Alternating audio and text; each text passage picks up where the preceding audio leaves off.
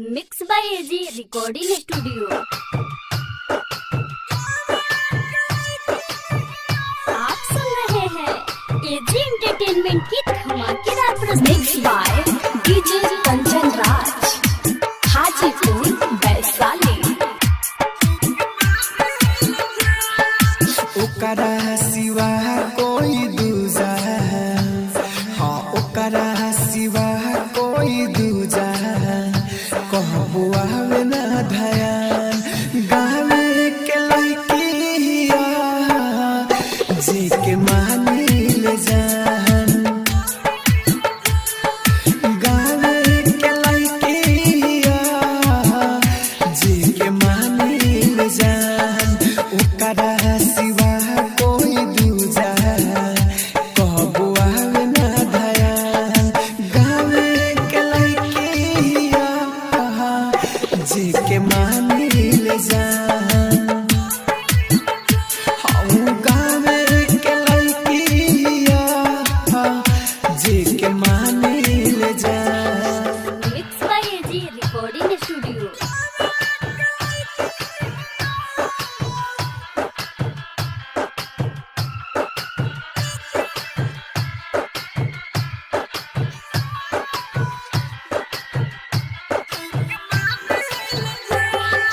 Mix by DJ Kanchan Raj, Hajipur Vaishali. ओकर से नाता बा जन्म जन्म के हो,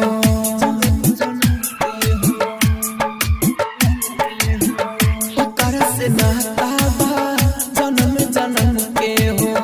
दिल से माने ले चाहे ऊ हमके हो।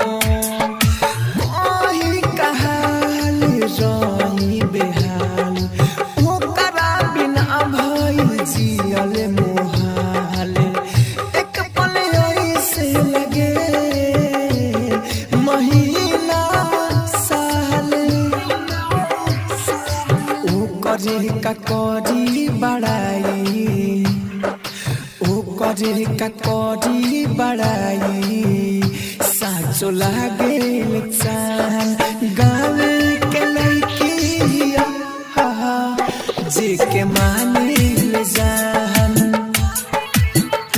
हम गावे के लड़किया जे के मानी ले जान। आप सुन रहे हैं एजी एंटरटेनमेंट की धमाकेदार प्रस्तुति।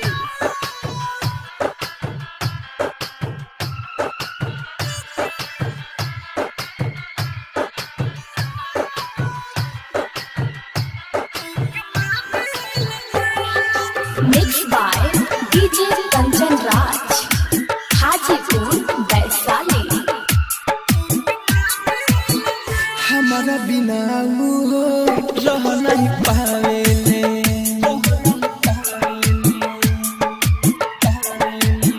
हमारा बिना वो रह नहीं पावेले।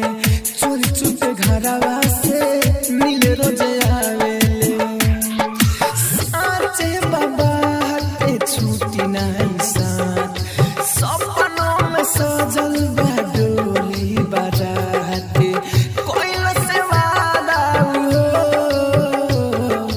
हथवा में धाई के हाथे, लकी अनिल नदी, हाँ लकी अनिल नदी। दिया राहुल के साथ गावे